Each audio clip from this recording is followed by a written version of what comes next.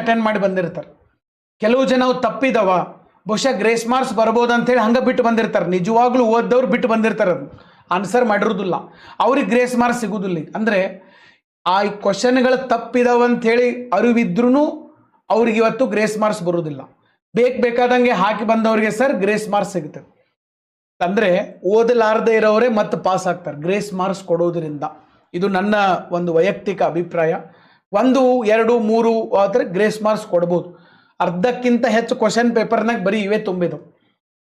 So ಹೀಗಾಗಿ ಇದನ್ನ exam ಮಾಡೋದನ್ನೇ ಬಹಳ ಒಳ್ಳೆಯದು. ಆದರೆ ಮರು ಪರೀಕ್ಷೆ ಮಾಡೋದು ಒಂದೇ ಪರಿಹಾರ ಅಲ್ಲ. ಆ ಮರು ಪರೀಕ್ಷೆಯಲ್ಲಿ ಪ್ರಶ್ನೆ ಪತ್ರಿಕೆ ಕ್ವಾಲಿಟಿ ಇರಬೇಕು. ಯಾಕಂದ್ರೆ 545 ಎಕ್ಸಾಮ್ ಮಾಡಿದಾಗ ಬೆಸ್ಟ್ ಕ್ವಶನ್ ಪೇಪರ್ ಬಂತು, UPSC ಲೆವೆಲ್ ಬಂತು, ಒಂದೂ ಮಿಸ್ಟೇಕ್ ಇಲ್ಲ ಅದರೊಳಗಡೆ. ಇವತ್ತಿಗೂ ನಾನು ನಿನ್ನೆ ಕೂಡ ಪೇಪರ್ ಮತ್ತೊಮ್ಮೆ ನೋಡಿದೆ ನಾನು ಇವತ್ತು